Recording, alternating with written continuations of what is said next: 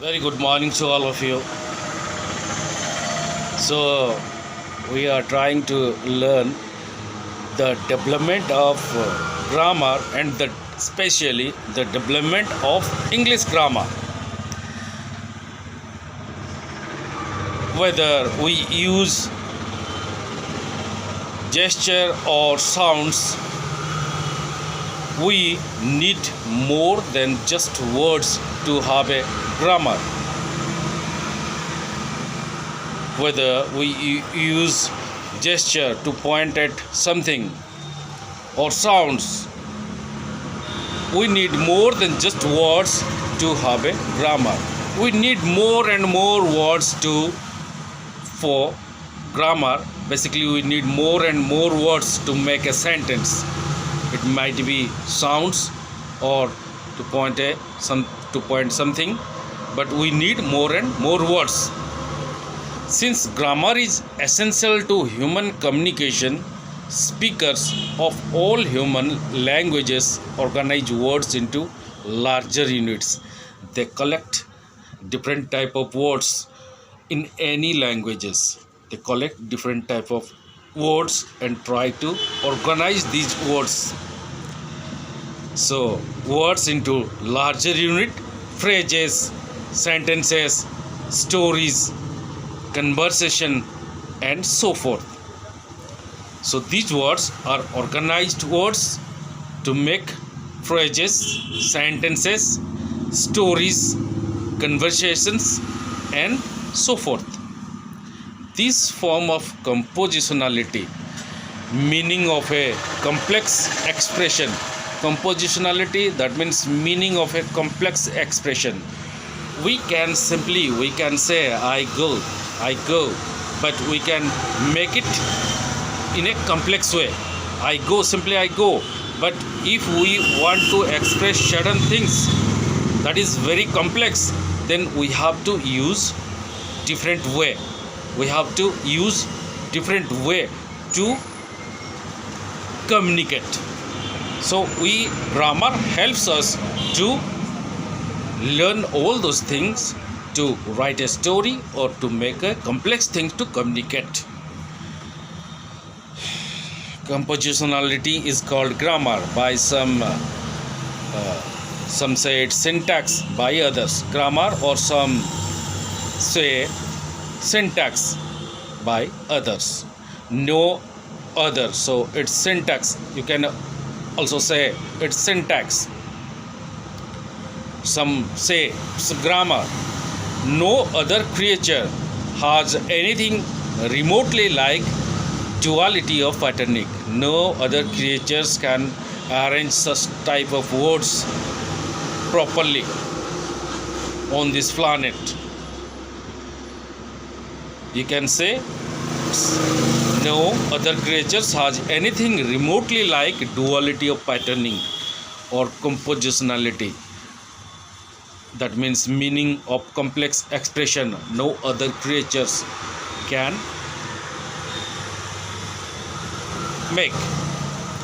Yet all humans have this. All the human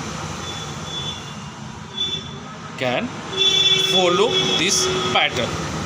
The cries of animal word by establishing a one-to-one relationship between a sound and a thing, or sound and an act. So the sounds and things, it's related to each other. We related to each other. Subject is related to verb is related to object. So the cries of animals work by establishing a one-to-one relationship between a sound and a thing, or sound and an act. But animal can't do that. They only, if one cry can mean predator. If there is a one cry, meow meow, then might be it's a predator coming sound. It's just warn the other animals that it might be a warning call that predator is here. But another can mean climb. But if it's true cry, ma, then it might be climb the tree, climb. certain monkey have a wide range of cries, and we can call those cries words, but it appears that only human have the ability to move beyond the one-to-one relationship. Only human can make one word to with the other word. Each word is related to other word. One relationship of word to think or act. Humans can create relationship between one word and another. We do that in two ways. If you ask me what is morphology and what is syntax, I can't say, but by going through this process, learning through the simple method, we can recollect, we can remember that what is morphology and what is syntax. What is the difference between that? We can remember this incident. Yes, I have gone through. This is something about monkey and human, where I have read about morphology and syntax. It will be remembered forever. We do what in two ways. By changing the shape of our words, we can sometimes make changes the shape of our words. Dogs can be dogs, dog can be dogs, we simply add s, dogs. Do can be doing, simply we add ing. So by changing the shape of the words and by changing the order of the words, so let us learn how we can change the shape of a word. Grammarians call shape changing morphology. If we make change in a words of the shape, which can, if we are changing the shape of a word, if we are changing the shape of a word, we call it morphology.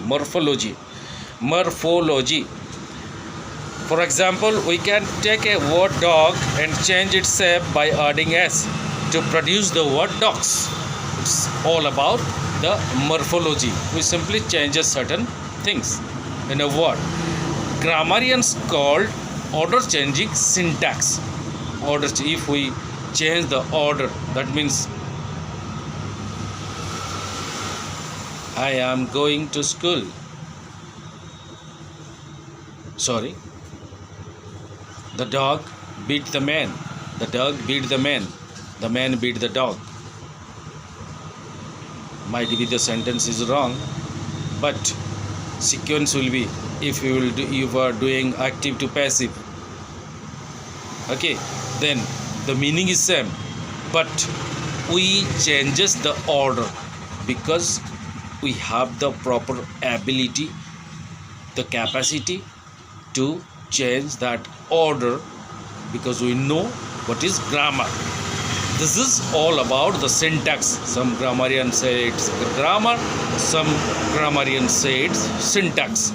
So grammarians call order changing syntax. We can say the dog beat the man or the man beat the dog. Morphology and syntax together make up what we call grammar. So if we talk about grammar, it's all about morphology and syntax.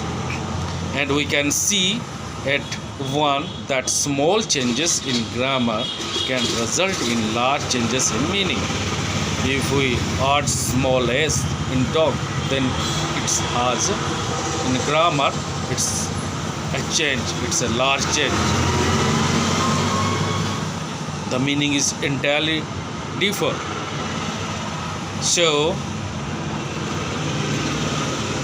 we know how grammar has developed and how especially English grammar is all about. We are trying to learn. We'll try to learn some certain more things in our next class. Thank you very much. Have a good day. Thank you to all of you.